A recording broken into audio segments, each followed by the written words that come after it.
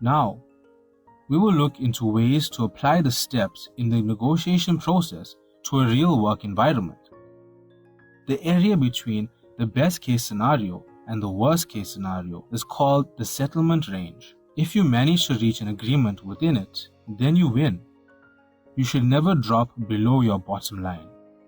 You should take note of how you feel about a negotiation before going to one and clearly analyze your position so that you do not give in too easy and you aren't too stubborn.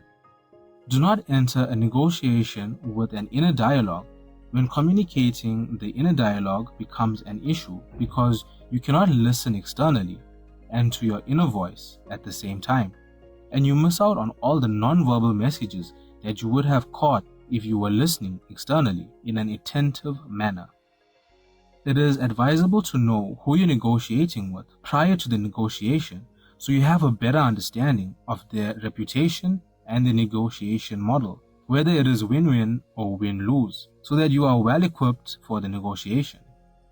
Negotiation is a sophisticated form of communication that requires trust in order to function well.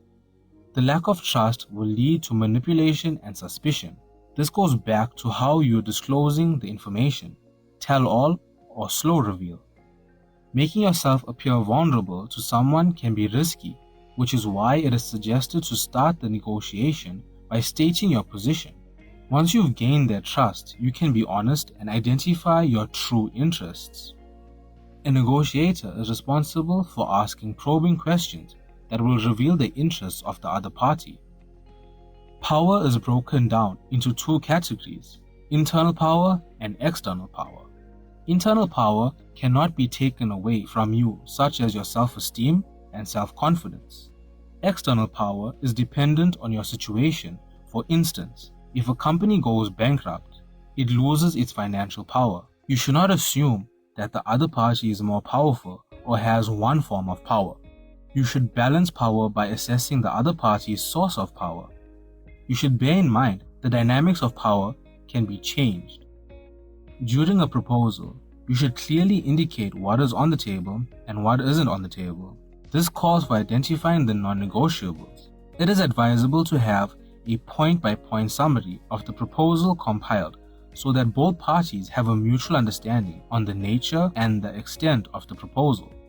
Working with the opposing party does not imply that you are submitting to the opposition's demands or goals. Disagreements exist in all negotiations. However, the involved parties could agree to put aside their differences and rather work together for a solution to their issue. A negotiated solution is reached when everyone has given up something to gain common benefits.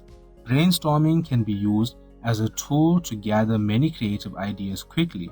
It allows all parties to openly make suggestions and voice out their opinions without the fear of being criticized, since every suggestion is accepted and has value. Once the brainstorming is complete, all the suggestions are reviewed to see if anything overlaps with something else and that nothing was repeated, which simplifies the negotiation process by choosing the suggestion that was not objected by anyone or a solution that benefits both parties to their satisfaction. Bargaining is the phase of the negotiation in which all parties involved in negotiations, such as the customer and retailer of a good or service, dispute the price which will be paid and the exact nature of the transaction that will take place, with the objective of eventually coming to an agreement. There are different types of questions that a negotiator can use to get information from the other party. The first type is a directive question, which can be used when the party seems undecided or uninterested. For instance, asking them what price would they like you to meet.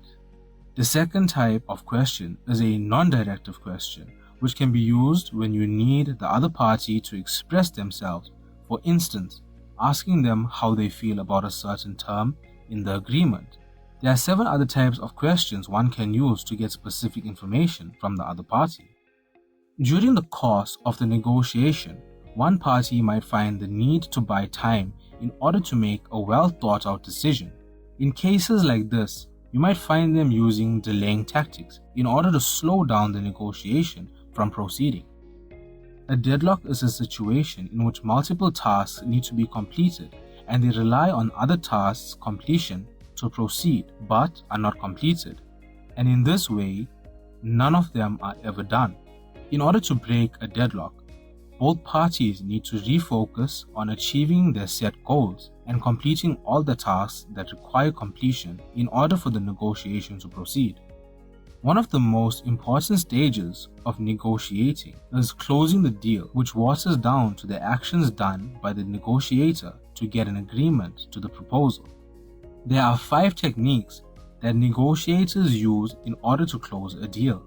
The first technique is the concession clause, which basically requires you to offer the other party a concession in for buying the product, for instance, offering a price reduction if they take the product sooner.